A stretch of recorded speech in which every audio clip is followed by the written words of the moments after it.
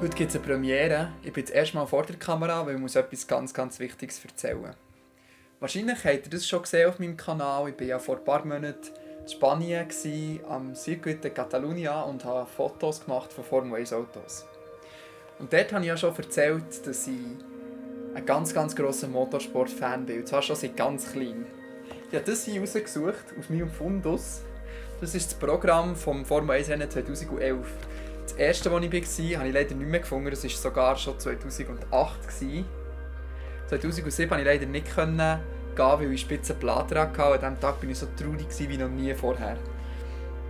Und als ich seit ich das erste Mal mit meinem Papi an einem Formel 1 Rennen war, bin ich unglaublich fasziniert vom Motorsport. Ich liebe es so sehr, die besten Autos der Welt mit den besten Fahrern drinnen zu sehen. Und das einfach in live zu sehen, ist so ein unglaubliches Gefühl für mich.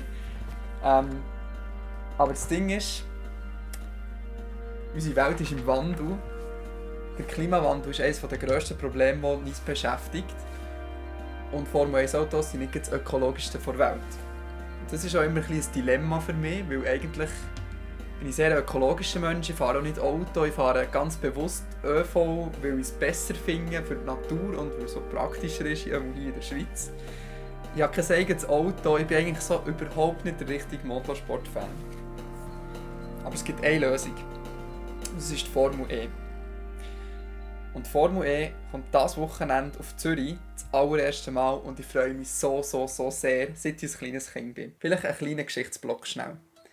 Seit 1950 oder so sind Rundrennen in der Schweiz verboten. Es gibt nur noch Rallyes und Bergrennen, aber Rundrennen, also für eine Strecke im Kreis fahren, ist verboten worden nach einem ganz schweren Unfall zu Le Mans.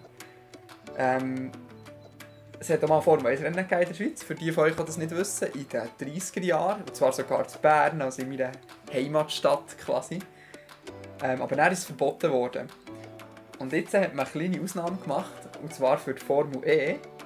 Das hat man irgendwie, ich weiß auch nicht, wie das funktioniert hat, eine Lücke im Gesetz gefunden oder einfach eine